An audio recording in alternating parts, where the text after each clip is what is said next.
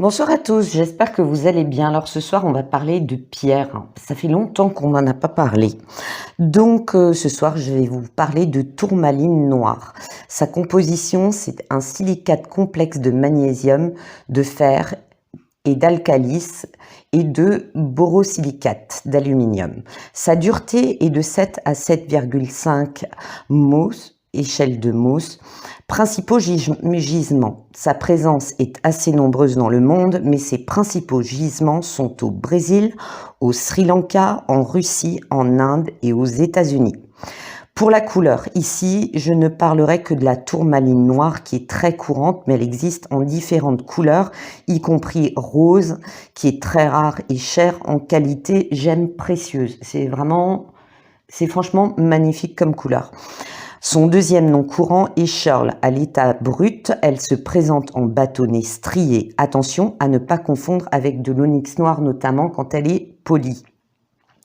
Pour les propriétés psychiques, placée sur soi ou dans la maison, elle protège des perturbations de champs électromagnétiques, notamment près de certains appareils, télé, ordinateurs, compteurs électriques, mais également des énergies négatives, psychiques, magiques, etc.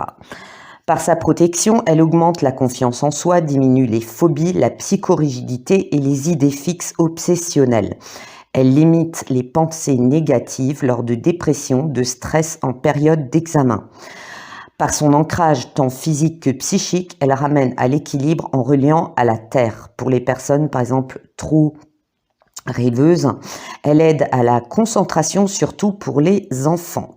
Sur le plan physique, au niveau du chakra racine, basé au niveau du périnée, elle permet de canaliser l'énergie de ce chakra, de s'enraciner plus facilement, de débloquer les disharmonies. On peut la placer au niveau du cœur, bien que la tourmaline rose y soit plus appropriée, afin de contrer les énergies négatives, les pensées nuisibles de personnes qui souhaitent vous attaquer émotionnellement.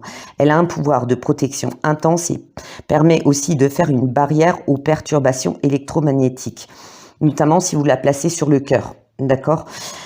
Placez ainsi une petite tourmaline, par exemple, aux quatre coins d'une pièce que vous fixerez avec une gommette. C'est ce que moi j'ai fait, notamment la pièce la plus proche d'une antenne relais qui est assez loin, mais par mesure de sécurité, je les ai placées. Et aussi dans les bureaux où il y a beaucoup d'ordinateurs. On peut également la porter lorsqu'on est anémié grâce à sa teneur en fer. C'est pas la seule pierre qui contient beaucoup de fer, mais c'est une des pierres qui aide à soulager l'anémie. Elle apaise les reins et le foie et combat les ballonnements et les indigestions. Donc il faut la fixer avec du sparadrap quelques heures sur la zone douloureuse. Au niveau du chakra racine toujours, elle soulage les douleurs de la ménopause, protège les femmes enceintes, favorise en général sur tout le corps l'élimination des toxines. À ce moment-là, vous pouvez la placer avec du sparadrap au niveau du foie et aussi au niveau des reins. Nettoyage et purification. Bien que protectrice, la tourmaline, de mon avis, doit être purifiée. Par principe, je purifie toujours toutes mes pierres, y compris celles qui sont qualifiées auto-nettoyantes. La méthode la plus simple est de la placer dans un récipient d'eau de source légèrement salée, de la rincer à l'eau claire, puis de la recharger à la lumière du soleil, de la lune, de la placer sur une fleur de vie ou un amas de cristaux. Voilà, c'était une présentation assez courte, mais en général, mes abonnés préfèrent des résumés que des vidéos trop longue.